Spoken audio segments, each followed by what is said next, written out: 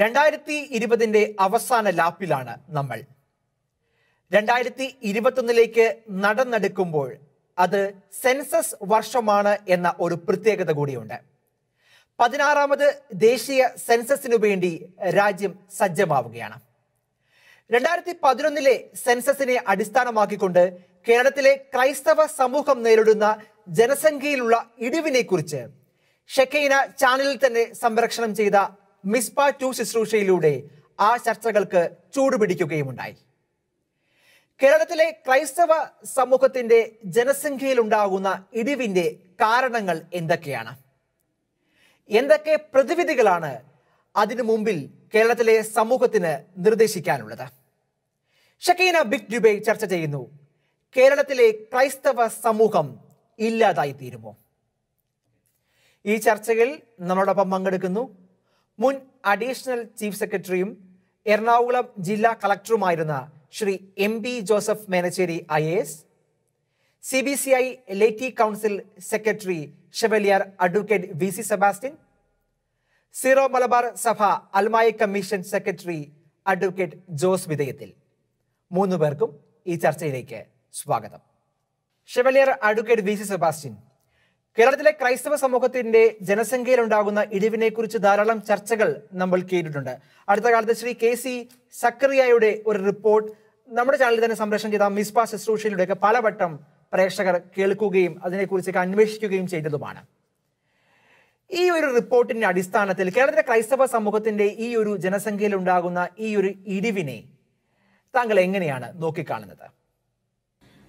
ഈ ചർച്ചയിലേക്ക് കടക്കുന്നതിന് മുമ്പ് ഞാൻ ഇതിന്റെ അവതാരകൻ നിതിനെയും ഈ ബിഗ് ഡിബേറ്റ് എന്ന് പറയുന്ന പ്രോഗ്രാമിനെയും ഷെക്കൈന TVയെയും പ്രത്യേകമായിട്ട് അഭിനന്ദിക്കുകയാണ്. കാരണം ഏറ്റവും റിലവന്റ് ആയിട്ടുള്ള ഒരു വിഷയമാണ്.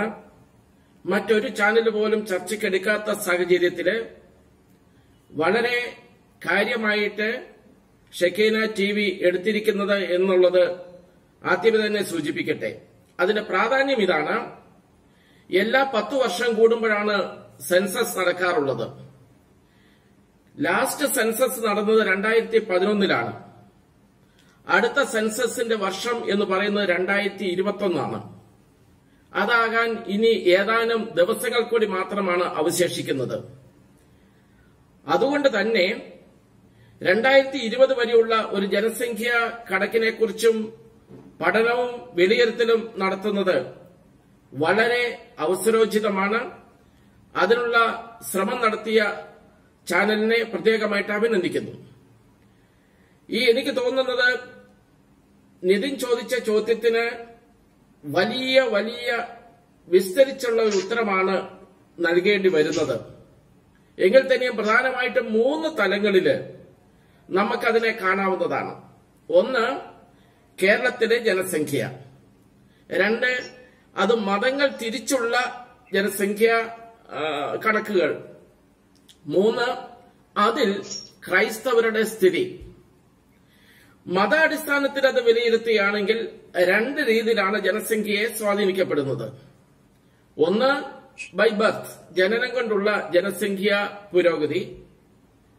2, മതപരിവർത്തനത്തിലൂടെയുള്ള ജനസംഖ്യ വർധനവ്. എനിക്ക് തോന്നുന്നത് കഴിഞ്ഞ കുറെ നാളുകളിലുള്ള കണക്കുകളൊന്ന് വിലയിരുത്തി നമുക്ക് ചർച്ചയിലേക്ക് പോകുന്നത് വളരെ നല്ലതായിരിക്കുമെന്നാണ് എന്റെ പ്രതീക്ഷ. 2-3 തലങ്ങളിൽ ആ കണക്കുകളെ നമുക്ക് കാണാം. 1, ദേശീയ തലത്തിലുള്ള ജനസംഖ്യ പെർസെന്റേജ്. 2, കേരളമാകുന്ന സംസ്ഥാനത്തിന്റെ തലത്തിലുള്ള ജനസംഖ്യ പെർസെന്റേജ്. 3, കേരളത്തിലെ ഓരോ ഡിസ്ട്രിക്റ്റുകളിലും വന്നിരിക്കുന്ന മാറ്റങ്ങള് ജനസംഖ്യ തലത്തിലുള്ളത്. ദേശീയ തലത്തിലുള്ളതിനെ കുറിച്ച് സൂചിപ്പിച്ചാൽ ആകെ ജനസംഖ്യയിലെ ക്രൈസ്തവരുടെ പെർസെന്റേജ് 1953 2.3%. അത് 1961 വന്നപ്പോൾ 2.44%. 71 2.6%. പിന്നെയും 1981 വന്നു കഴിഞ്ഞപ്പോൾ 2.44% ആയി. അതിനുശേഷം കുറഞ്ഞ് ഇപ്പോൾ 2011 സെൻസസ് പ്രകാരം 2.3% ആണ് നിൽക്കുന്നത്.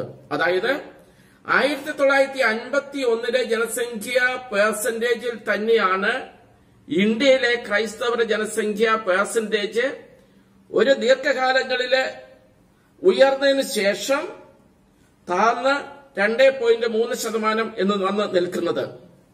മറ്റ് പ്രധാനപ്പെട്ട രണ്ട് മതവിഭാഗങ്ങൾ ഹൈന്ദവരും മുസ്ലിം സമുദായവുമാണ്. ഹൈന്ദവരുടേതാണെങ്കിൽ 1951 84.1% ഇന്ത്യയിലെ ജനസംഖ്യാ ശതമാനം. എന്നാൽ 2011 വരുമ്പോൾ 84 നിന്ന് ഗ്രാജുവലി കുറഞ്ഞ് 79.8% മാറിയിട്ടുണ്ട്.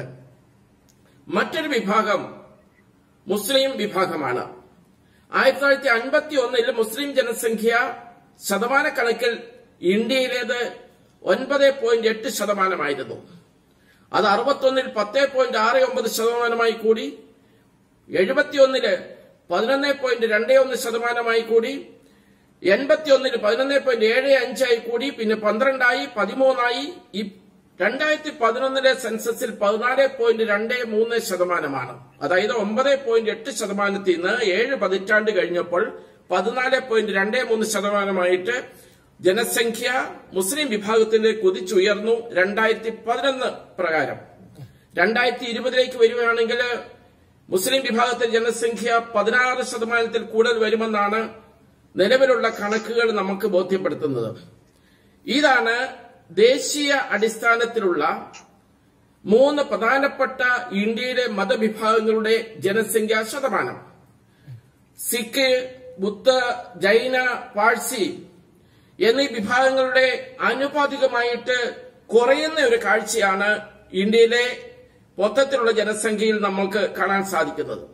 പക്ഷേ ഇവിടെ ശ്രദ്ധിക്കേണ്ട ഒരു കാര്യം, വിവിധ മതവിഭാഗങ്ങളുടെ ജനസംഖ്യയുള്ള വേരിയേഷൻസിന് അപ്പുറത്ത് മതമില്ലാത്ത ഒരു കോളം കൂടി ഇന്ത്യയുടെ ജനസംഖ്യയിൽ പുതുതായിട്ട് ഇടം പിടിച്ചിട്ടുണ്ട് എന്നുള്ളത് ജനസംഖ്യയെ മതത്തിന്റെ അടിസ്ഥാനത്തിൽ മാത്രം വിലയിരുത്തുമ്പോൾ ശരിയാവുമോ എന്നൊരു സംശയം എനിക്കുണ്ട്. കാരണം 1951 0.4 ആയിരുന്ന മതമില്ലാത്തവരുടെ ജനസംഖ്യ ഇപ്പോൾ 1% മാറിയിട്ടുണ്ട്, വളർന്നിട്ടുണ്ട് എന്നുള്ളതും വളരെ ഗൗരവമായിട്ട് നമ്മൾ കാണേണ്ട കാര്യമാണ്. കേരളത്തിന്റെ പശ്ചാത്തലത്തിലേക്ക് ഞാൻ വരട്ടെ. ഞാൻ ഏതാണ്ട് 120 വർഷക്കാലത്തെ ജനസംഖ്യയുടെ ഒരു കണക്കാണ് തയ്യാറാക്കിയിരിക്കുന്നത്. അതായത് 1901 മുതൽ 2011 വരെയുള്ള കാലഘട്ടങ്ങളിൽ ഇതിൽ ക്രൈസ്തവ വിഭാഗം എല്ലാ ക്രൈസ്തവ വിഭാഗങ്ങളും ഡിനോമിനേഷൻസ് കൂടി ചേർന്നാണ്, ക്രിസ്ത്യൻ ഡിനോമിനേഷൻസ് കൂടി ചേർന്ന് സിറ മലബാറുണ്ട്, മലങ്കരയുണ്ട്, ലാറ്റിൻ ഇത് കത്തോലിക്ക വിഭാഗം, പെന്റിക്കോസ്റ്റ്, അതുപോലെ തന്നെ മാർത്തോമ, യാക്കോബ, ഓർത്തഡോക്സ് എന്നിങ്ങനെയുള്ള CSI എന്നിങ്ങനെയുള്ള ഇതര വിഭാഗങ്ങൾ, എല്ലാ വിഭാഗങ്ങളും ഒരുമിച്ച് ചേർന്നുള്ളതാണ് ക്രൈസ്തവ ജനതയുടെ ജനസംഖ്യ എന്ന് പറയുന്നത്. ഈ 1901 മുതൽ 2011 വരെയുള്ള കണക്കുകൾ പെർസെന്റേജ് അടിസ്ഥാനത്തിൽ വെച്ച് കഴിഞ്ഞാൽ ക്രൈസ്തവരുടേത് 1901 അന്നത്തെ ജനസംഖ്യ പ്രകാരം, അന്ന് കേരളത്തിലെ ജനസംഖ്യ വെറും 63 ലക്ഷമാണ് മാത്രമാണ് എന്നുള്ളതും നമ്മൾ ഓർക്കുക. അന്നത്തെ ജനസംഖ്യ പ്രകാരം ക്രൈസ്തവരുടെ ജനസംഖ്യ 14%. ഇന്ന് 2011 അടിസ്ഥാനമാക്കി 2011 പറയുവാൻ കാരണം ഔദ്യോഗികമായിട്ട് ഗവൺമെന്റ് പുറത്തുവിട്ടിരിക്കുന്ന റെക്കോർഡ് ലാസ്റ്റ് സെൻസസിന്റെ പ്രകാരം അത് വെച്ച് നോക്കുമ്പോൾ ആ ക്രൈസ്തവ ജനസംഖ്യ 18.4% കൃത്യമായിട്ട് പറഞ്ഞാൽ 18.38% ഉയർന്നിട്ടുണ്ട് എന്ന് നമുക്ക് കാണാം. അത് 1901 കമ്പയർ ചെയ്യുമ്പോഴാണ്. അന്നത്തെ മുസ്ലിം ജനസംഖ്യ 17.5% 2011 സെൻസസിൽ 26.6% ഉയർന്നിട്ടുണ്ട്. അതേസമയം അന്നത്തെ ഹൈന്ദവ ജനസംഖ്യ 68.5 നിന്ന് 54.9 താഴ്ന്നുപോയി എന്നുള്ളതാണ് വാസ്തവം. പെട്ടെന്ന് നമ്മൾ ചിന്തിക്കുമ്പോൾ ക്രൈസ്തവ ജനസംഖ്യ 14-ന് 18.4 ഉണ്ടല്ലോ എന്നൊരു ആശ്വാസം നമുക്ക് കണ്ടെത്താം. പക്ഷെ അവിടെയാണ് നമ്മൾ മനസ്സിലാക്കേണ്ട ചില അപകടങ്ങൾ നിറഞ്ഞു നിൽക്കുന്നത്. ക്രൈസ്തവ ജനസംഖ്യ 1961-നും 1971 ഈ കാലഘട്ടങ്ങളില് 21.2, 21.1 ഇങ്ങനെ പെർസെന്റേജില് 14-ന് കുതിച്ചുയർന്നതാണ്. അതാണ് പിന്നെ താഴോട്ട് വന്ന് 18.38 വന്ന് നിൽക്കുന്നത്. ഇതാണ് നമ്മുടെ ഇപ്പോഴത്തെ മതാടിസ്ഥാനത്തിലുള്ള ജനസംഖ്യയുടെ കണക്കുകള്. ഇവിടെയും ഞാൻ സൂചിപ്പിക്കട്ടെ ഒരു കാര്യം, പുതിയതായിട്ട് ഒരു വിഭാഗം കൂടി ഇവിടെ ആഡ് ചെയ്യപ്പെട്ടിട്ടുണ്ട്, മതമില്ലാത്ത ഒരു ഗ്രൂപ്പ് കൂടി. അതെ അതെ, അതായത് അഡ്വക്കേറ്റ് വി സുഭാഷൻ പറയുന്നതനുസരിച്ചാണെങ്കിൽ ഈ ഒരു വളർച്ച അല്ലെങ്കിൽ ഈ ജനസംഖ്യയിലുള്ള വലിയൊരു കുറവല്ലേ, വളരെ ഡ്രാസ്റ്റിക് ആയിട്ടുള്ള കുറവാണ് വരുന്നത്. അങ്ങനെയെങ്കിൽ അഡ്വക്കേറ്റ് വി സെബാസ്റ്റ്യൻ, ഈ ഒരു പ്രൊജക്ഷൻ നമുക്കൊരു 20-30 വർഷത്തേക്ക് പ്രൊജക്ട് ചെയ്യുകയാണെങ്കിൽ നമുക്ക് അങ്ങനെ പ്രൊജക്ഷനിലേക്ക് കടക്കാൻ പറ്റുമോ? അങ്ങനെ നമ്മൾ ഒരു പ്രൊജക്ഷൻ ഡേറ്റ് നമ്മുടെ കയ്യിലുണ്ടോ?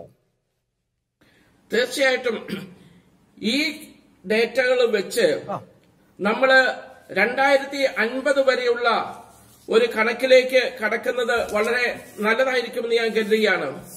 2050 ഇതിന് വ്യത്യസ്തമായൊരു ചിത്രമാണ് ഇതിന്റെ അടിസ്ഥാനത്തിലാണെങ്കിൽ നമ്മൾ കാണുവാൻ സാധിക്കുന്നത്. മറ്റൊന്നുമല്ല, ഇപ്പോൾ കാണുന്ന ജനസംഖ്യ ടോട്ടലിലുള്ള വർധനവ് ഒരു പക്ഷേ അടുത്ത ഒരു സെൻസസിൽ 2021 സെൻസസിൽ കൂടി മാത്രമേ തുടരുവാനുള്ള സാധ്യതയുള്ളൂ. അതിനുശേഷം കേരളത്തിന്റെ ടോട്ടൽ ജനസംഖ്യ കുറയുന്ന ഒരു ടെൻഡൻസിയിലേക്ക് വരാനാണ് സാധ്യത.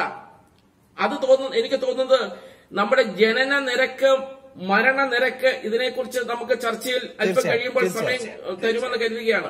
അത് വരുമ്പോൾ ഞാൻ കൂടുതൽ വിശദീകരിച്ച് തരുന്നതാണ് അതിനെക്കുറിച്ച്.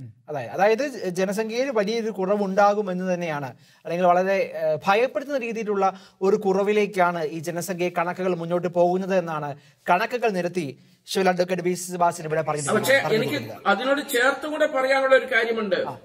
ഇങ്ങനെ കുറവുണ്ടായാലും കൂടുതലുണ്ടായാലും ഈ ഡേറ്റാസ് പ്രകാരം നമുക്ക് കാണാൻ സാധിക്കുന്നത് ഇത് രണ്ടും പ്രധാനമായിട്ട് ബാധിക്കുന്നത് കേരളത്തിലെ ക്രിസ്ത്യൻ, ഹിന്ദു വിഭാഗങ്ങളെയാണ്. ഈ കുറവുകൾ വന്നാലും ഉയർച്ച വന്നു കഴിഞ്ഞാലും ഏറ്റവും കൂടുതൽ ജനസംഖ്യ വർധനവ് വരുന്നത് മുസ്ലിം വിഭാഗത്തിലാണ്. വ്യക്തമാണ്. അഡ്വക്കേറ്റ് ജോസ് വിധേയത്തിൽ, എങ്ങനെയാണ് ഈ ഒരു കണക്കിനെ കാണുന്നത്? എന്തുകൊണ്ടായിരിക്കാം ക്രൈസ്തവ സമൂഹത്തിനിടയിൽ ഇത്തരത്തിലുള്ള ജനസംഖ്യയിലുള്ള ഒരു ഇടിവ് ഉണ്ടാകുന്നത്? എന്താണ് താങ്കളുടെ നിരീക്ഷണം? നിതിൻ, ശിവലൻ വി സി സെബാസ്റ്റ്യൻ അവതരിപ്പിച്ച ഒരു കണക്ക് ശ്രദ്ധിച്ചു കാണുമല്ലോ. എനിക്ക് തോന്നുന്നു 1901 മുതൽ ഉള്ള കാര്യങ്ങൾ അദ്ദേഹം സൂചിപ്പിച്ചു, അദ്ദേഹത്തിന്റെ സംസാരത്തിലൊക്കെ വന്നു. ഈ ആ കാലത്തൊക്കെ ഉണ്ടായിരുന്ന ഒരു പോപ്പുലേഷന്റെ ബൈഫർക്കേഷൻ എടുത്താൽ നമ്മുടെ പോപ്പുലേഷനൊക്കെ കൂടി വരികയായിരുന്നു. നാമമാത്രമായിട്ടെങ്കിലും കൂടുന്നു. ആ കൂടല് അത് ഒരു അറ്റ്മോസ്ഫിയറിലേക്ക് കുറെ വന്നു കഴിഞ്ഞപ്പോ അത് കുറയുന്ന ഒരു സാഹചര്യമുണ്ട്. അതിന് കുറെ കാരണങ്ങളുമുണ്ട്. അങ്ങനെ കുറയുന്ന അത് പക്ഷെ ഇപ്പോ ഒരു ആശങ്കാജനകമായ ഒരു സ്ഥിതിയിലേക്കാണ്.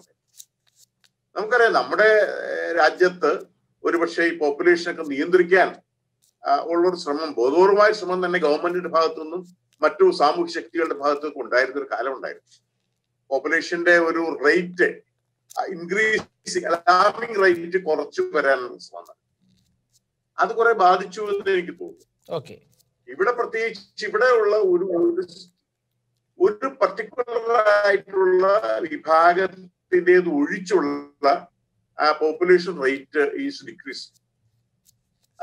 സൂചിപ്പിച്ചു കൃത്യമായിട്ട് തന്നെ എന്റെ കണക്കിലേക്കൊന്നും ഞാനിനി കിടക്കുന്നില്ല. അപ്പൊ നമുക്കുണ്ടായിരുന്ന പോപ്പുലേഷൻ അല്ലെങ്കിൽ ക്രിസ്ത്യൻ വിഭാഗത്തിന്, എല്ലാ ക്രിസ്ത്യൻ വിഭാഗത്തിനും അവരെ കുറെ കൂടി സിവിലൈസറായിട്ട് മാറുന്ന ഒരു എഡ്യൂക്കേഷൻ രംഗത്തും ഒക്കെ സാഹചര്യമുണ്ടായി. കുറെ അതാണ് അതിന്റെ കാരണം. കാരണം നമ്മളെ സംബന്ധിച്ച് നമുക്കൊരു ഏർലി മാരേജ് അല്ല നമ്മുടെ ഒരു സിസ്റ്റം. പണ്ട് കാലത്തൊക്കെ ഒരുപക്ഷെ ഏർലി മാരേജ് ഒക്കെ ഉണ്ടായിരുന്നു കാണും. പക്ഷേ ഒരു 1950 കഴിഞ്ഞിട്ട് അതിങ്ങോട്ട് കുറഞ്ഞു, അതായത് മാരേജിന്റെ ഡേറ്റ് അല്ലെങ്കിൽ ആ ഒരു മാരേജിന്റെ ഒരു സമയം, സീസൺ ഒരുപക്ഷെ ഒരു 25-നും മുകളിൽ 30 വയസ്സ് വരെയൊക്കെ ഉള്ള ഒരു പ്രായത്തിലാണ് ആൺകുട്ടികൾ വിവാഹം കഴിക്കുന്നത്. ഒരുപക്ഷെ 25 ആകുമ്പോഴാണ് പെൺകുട്ടികൾ വിവാഹിതരാകുന്നത്. അപ്പൊ ആ പീരീഡ് അതേസമയം നമ്മൾ പറഞ്ഞ മറ്റു ചില വിഭാഗങ്ങളെ സംബന്ധിച്ച് എടുത്തു കഴിഞ്ഞാൽ ഒരു 20 വയസ്സ് കഴിഞ്ഞാൽ 25 വയസ്സിൽ ദേ ആർ ഗെറ്റിംഗ് മാരീഡ്. മാത്രമല്ല അവർ ആ 25 വയസ്സൊക്കെ ആകുമ്പോഴേക്കും 1-2 കുഞ്ഞുങ്ങളുടെ മാതാപിതാക്കളും കൂടെ ആയി മാറുന്ന അങ്ങനെ ഒരു സോഷ്യൽ സിസ്റ്റം ഉണ്ടായിരുന്നു. അതൊരു പക്ഷേ മറ്റു പല ഘടകങ്ങളും അതിലുണ്ട്, ഇല്ലാന്ന് ഞാൻ പറയുന്നില്ല. അപ്പൊ അങ്ങനെ ഒരു ലേറ്റ് മാരേജിലേക്ക് നമ്മൾ തന്നെ പോകുന്ന ഒരു സ്ഥിതി ഉണ്ടായി. പക്ഷെ അതിന് മറ്റു ചില കാരണങ്ങൾ കൂടി ഉണ്ട് രീതിയിൽ. അതായത് നമ്മളെ സംബന്ധിച്ച് ഒരുപക്ഷെ കേരളത്തിൽ ഏറ്റവും കൂടുതൽ വിദ്യാഭ്യാസത്തിന്റെ കാര്യത്തിൽ മുമ്പിൽ നിൽക്കുന്ന ആളുകളാണ്.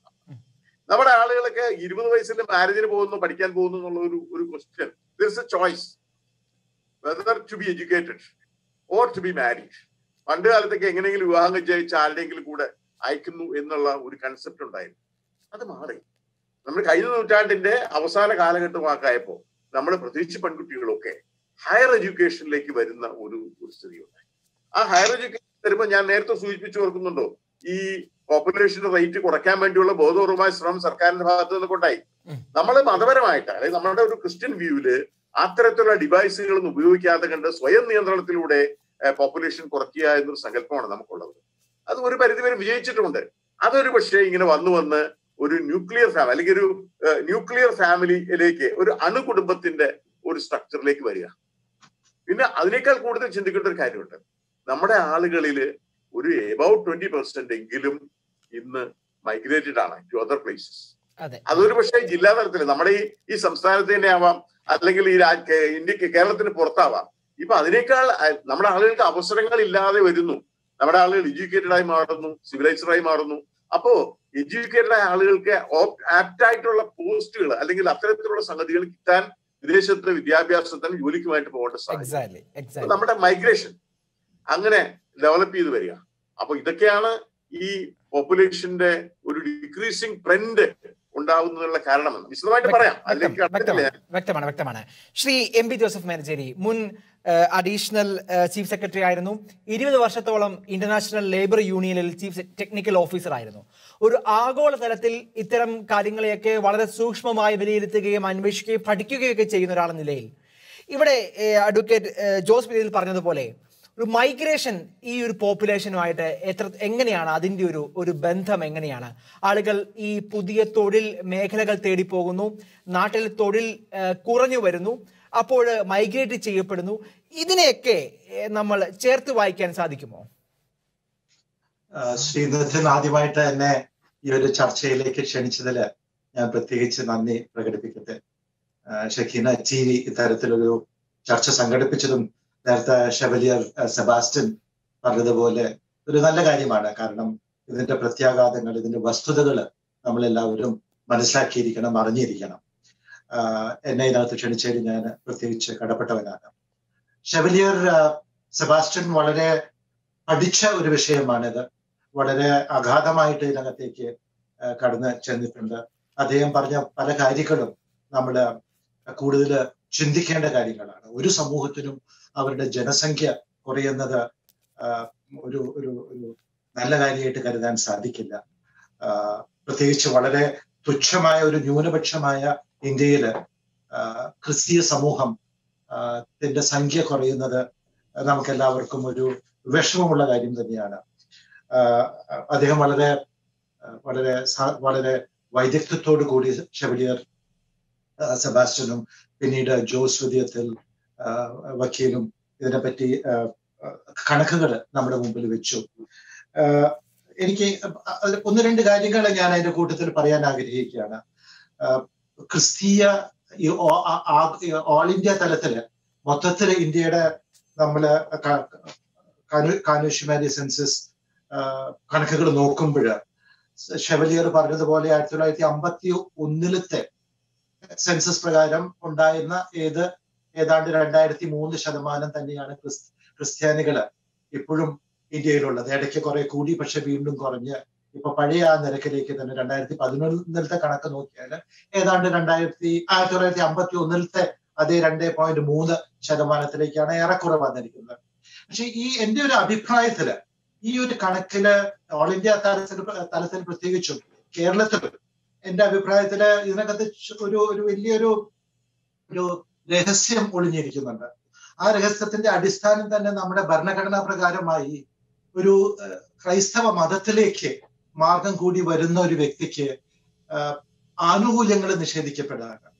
ആനുകൂല്യങ്ങൾ എന്ന് പറഞ്ഞാല് റിസർവേഷൻ, മറ്റുള്ള ആനുകൂല്യങ്ങൾ നിഷേധിക്കപ്പെടുന്നത് കൊണ്ട് ഞാൻ ആന്ധ്രയിൽ ഉദാഹരണത്തിന് 5-6 വർഷം UN-ലും അതിനു മുമ്പ് സ്റ്റേറ്റ് ബാങ്കിലൊക്കെ ഉണ്ടായിരുന്ന കാലത്ത് ഞാൻ ജോലി നോക്കിയിട്ടുണ്ട്. അവിടെ ഒരു വലിയൊരു ക്രിസ്തീയ സമൂഹം തന്നെയുണ്ട്. പ്രത്യേകിച്ച് നമ്മുടെ കത്തോലിക്ക സഭയല്ല, പക്ഷേ കത്തോലിക്ക ഇതര സഭകള് കഴിഞ്ഞ 10-40 വർഷമായിട്ട് 19 വർഷമായിട്ട് ഒരുപാട് ക്രിസ്ത്യാനികളുണ്ട്. ഇന്നത്തെ അവിടുത്തെ മുഖ്യമന്ത്രി ജഗൻ തന്നെ ഒരു ക്രിസ്ത്യാനിയാണ്. അദ്ദേഹത്തിന്റെ പിതാവ് ഒരു ക്രിസ്ത്യാനിയായിരുന്നു. റെഡ്ഡി വിഭാഗത്തിൽപ്പെട്ടവർ ഒരുപാട് പേര് ക്രിസ്ത്യാനികളാണ്. അതുപോലെ തന്നെ മറ്റ് പ്രത്യേകിച്ച് സാമ്പത്തികമായിട്ട് പിന്നോക്കം നിൽക്കുന്ന വിഭാഗങ്ങളിൽപ്പെട്ട ഒരുപാട് പേര് ക്രിസ്ത്യാനികളാണ്.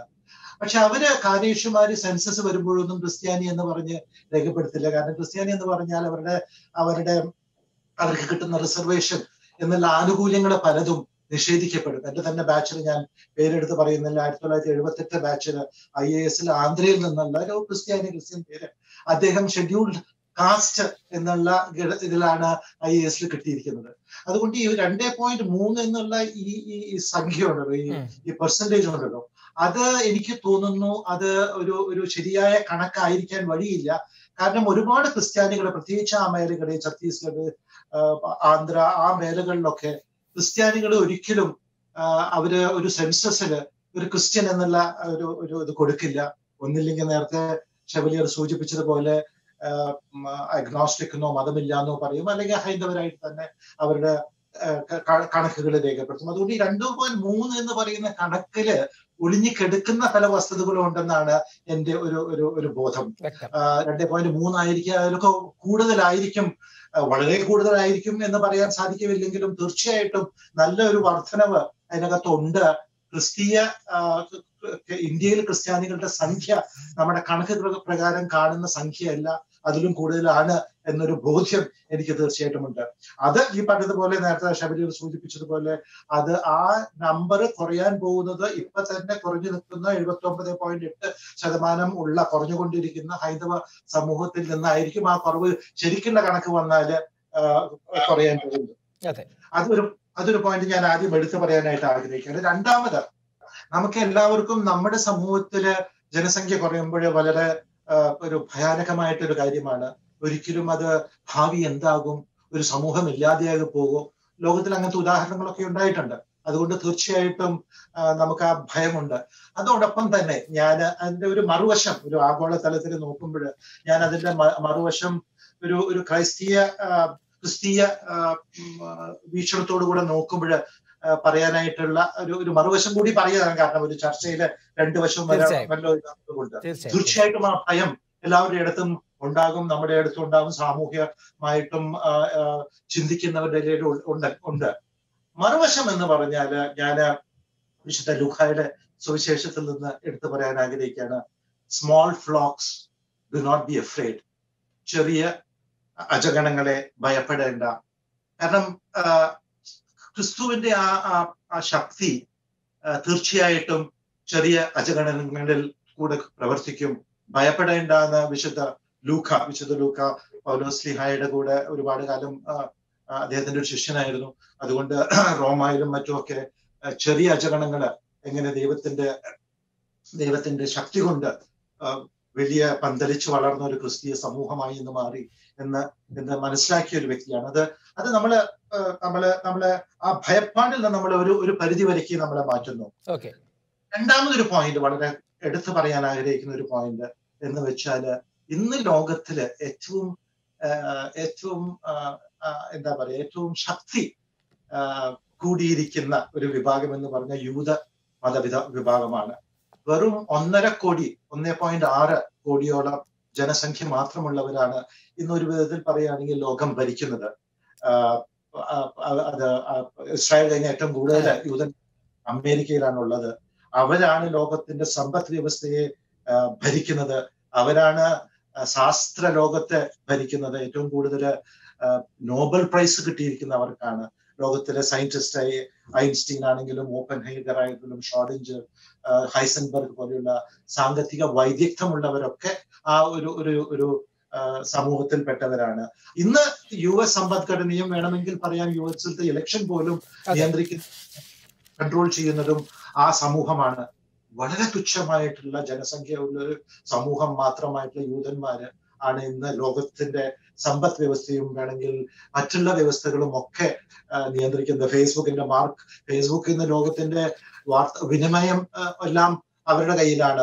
മാർക്ക് സുക്കർബർഗും അതേ സമൂഹത്തിൽപ്പെട്ടതാണ്. അപ്പൊ ഞാൻ പറഞ്ഞു വരുന്നത്, നമ്മുടെ സമുദായം ചെറുതാന്ന് വിചാരിച്ചുകൊണ്ട് നമ്മൾ തീർച്ചയായിട്ടും ഭയപ്പെടണം. പക്ഷെ നമ്മുടെ ഊന്നൽ ആ സമൂഹത്തിന്റെ മാനവശേഷി വളർത്തുക എന്നതായിരിക്കണം. കാരണം നമ്മുടെ സമൂഹത്തിന്റെ എത്ര അതിന്റെ മാനവശേഷി വളർത്താൻ സാധിക്കുമോ അത്രയും കൂടുതൽ നമുക്ക് ലോകത്തെ സ്വാധീനിക്കാൻ സാധിക്കും, കേരളത്തെ സ്വാധീനിക്കാൻ സാധിക്കും. എന്നോട് ചോദിച്ച ചോദ്യത്തിലേക്ക് ഞാൻ വരികയാണ്. മൈഗ്രേഷൻ നമ്മുടെ ഒരു ശക്തി എന്ന് പറഞ്ഞാൽ തന്നെ ഇന്ന് കേരളത്തിൽ മാത്രമായി ഒതുങ്ങിക്കിടന്നിരുന്ന ഒരു സഭ ഇന്നൊരു ആഗോള സഭയായി മാറിയിരിക്കുകയാണ്. ഏറ്റവും പഴക്കം ചെന്ന സഭയിൽ ഒന്നാണ് കേരളത്തിന്റെ ഈ സുറിയാനി സഭ. കോപ്റ്റിക് സഭയും ഈജിപ്തിലെ കോപ്റ്റിക് സഭയും വേണമെങ്കിൽ എത്യോപ്യയിലത്തെ സഭയും ഒക്കെ വിട്ടു കഴിഞ്ഞാൽ ഏറ്റവും പഴക്കം ചേർന്ന, അവരെക്കാളും പഴക്കം ചേർന്ന ഒരു സഭയാണ്. പക്ഷെ അത് നൂറ്റാണ്ടുകളായിട്ട് കേരളത്തിൽ മാത്രം ഒതുങ്ങിക്കിടന്ന ഒരു സഭ ഇന്ന് മൈഗ്രേഷൻ കൂടെ ഇന്ന് ലോകം മുഴുവൻ വ്യാപ്തി ഉള്ള ഒരു സഭയായിട്ട് മാറിയിരിക്കുകയാണ്. നമുക്ക് ഇടവകകളും നമുക്ക് രൂപതകളും ഒക്കെ ലോകത്തെമ്പാടും വന്നിരിക്കുന്നു. അതാണ് ഇത് തീർച്ചയായിട്ടും നമുക്ക് ശക്തി നൽകുന്ന ഒരു കാര്യമായിട്ടാണ് ഞാൻ കാണുന്നത്. വളരെ വളരെ ശ്രദ്ധേയമായ നിരീക്ഷണമാണ് Shri M B Joseph manager IAS നമ്മളോട് ഇവിടെ പങ്കുവച്ചത്. അടുക്കടി ശബരിമല VC സെബാസ്റ്റ്യൻ, ഇവിടെ Shri M B Joseph IAS പറഞ്ഞതുപോലെ വളരെ ശ്രദ്ധേയമായ നിരീക്ഷണം അദ്ദേഹം പങ്കുവച്ചു കഴിഞ്ഞു. ഒരു വശത്ത് ഒരു പോസിറ്റീവായ ഒരു സാധ്യത കൂടി അദ്ദേഹം ഈ ചർച്ചയിൽ മുന്നോട്ട് വെച്ചിട്ടുണ്ട്. അതവിടെ നിൽക്കട്ടെ. ഈ ചർച്ചയിൽ അഡ്വക്കേറ്റ് വി സുഭാഷ് ആദ്യഘട്ടത്തിൽ പറഞ്ഞ ഒരു കാര്യത്തിലേക്ക് നമ്മൾ വരിക. ഇതിന്റെ കാരണങ്ങൾ അന്വേഷിച്ച് പോകുമ്പോൾ ഇതിലൊരു സാമ്പത്തികമായ ഒരു കാരണം കൂടി ഇതിനകത്തില്ലേ? ഒരു സാമ്പത്തിക സുരക്ഷിതത്വം ഇതിനകത്തുള്ള ഒരു പ്രശ്നമല്ലേ? അത് ഉറപ്പ് വരുത്താത്തിടത്തോളം കാലം എങ്ങനെ ഈ സമൂഹത്തിൽ ജനസംഖ്യ വർധനവിന്റെ സാധ്യതകൾ നമുക്ക് കാണാൻ സാധിക്കും? ബഹുമാനപ്പെട്ട ജോസഫ് സാറും ബഹുമാനപ്പെട്ട വിധേയത്തിൽ സാറും പറഞ്ഞതിനോട് ചേർത്ത് വെച്ച് ഒന്ന് രണ്ട് കാര്യങ്ങൾ കൂടി എനിക്ക് സൂചിപ്പിക്കാതെ ആഗ്രഹമില്ല. നമ്മൾ ഇതിനെ കാണുമ്പോൾ സീറോ മലബാർ സഭ എന്നോ ഏതെങ്കിലും ഒരു സഭ ഡിനോമിനേഷൻ എന്നോ കാഴ്ചപ്പാട് ജനസംഖ്യയെ കാണാൻ പാടില്ല. ക്രിസ്ത്യൻ ജനവിഭാഗം എന്നുള്ള ക്രൈസ്തവ കാഴ്ചപ്പാടിൽ മാത്രമേ ഈ കണക്കുകളെ നമുക്ക് വിലയിരുത്താൻ സാധിക്കുകയുള്ളൂ. സീറോ മലബാർ സഭയുടെ മാത്രമായിട്ടൊരു കാഴ്ചപ്പാടിലാണെങ്കിൽ ബഹുമാനപ്പെട്ട ജോസഫ് സാർ പറഞ്ഞിരിക്കുന്നത് നമ്മുടെ മൈഗ്രേഷൻ, നമ്മുടെ പുതിയ രൂപതകള്, ഇതെല്ലാം വലിയ സംഭാവനകളും വലിയ ഉയർച്ചയും ഉണ്ടായിട്ടുണ്ടാവും. പക്ഷെങ്കില് പൊതുവായ ക്രിസ്ത്യൻ എന്നുള്ള കാഴ്ചപ്പാടിൽ നമ്മൾ വിലയിരുത്തണം. അത് വിലയിരുത്തുമ്പോൾ 3 തലങ്ങളെ കുറിച്ച് എനിക്ക് പ്രത്യേകമായിട്ട് പരാമർശിക്കേണ്ടി വരുന്നു. അതായത് നമ്മുടെ കണക്കുകൾ പ്രകാരം, ഗവൺമെന്റ് കണക്കുകൾ പ്രകാരം നമ്മുടെ ജനസംഖ്യ ഏറ്റവും കൂടുതൽ ക്രിസ്ത്യൻ വിഭാഗത്തിൻ്റെത് കേരളത്തിൽ ഉയർന്നു നിന്നത് 1961 സെൻസസിലാണ്.